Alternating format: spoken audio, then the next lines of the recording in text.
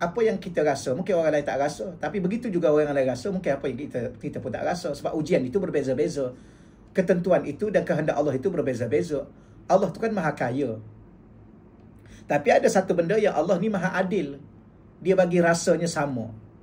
Susah dan senang. Hidup ni ada dua je rasa sebenarnya. Rasa susah dengan rasa senang.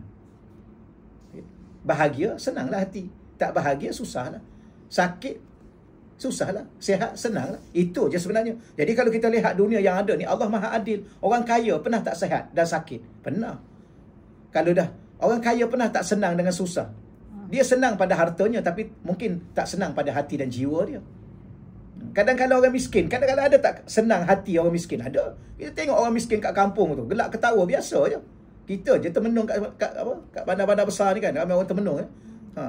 Yang orang kampung cuba pergi ke kampung. Oi, dia gelak aje kat kedai-kedai kopi tu. Kita duk sambil gelak pun menangis. Kata kan? Ni tak apalah.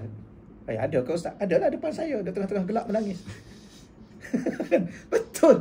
Depan saya, dia tengah gelak-gelak menangis. Menangis gelak balik.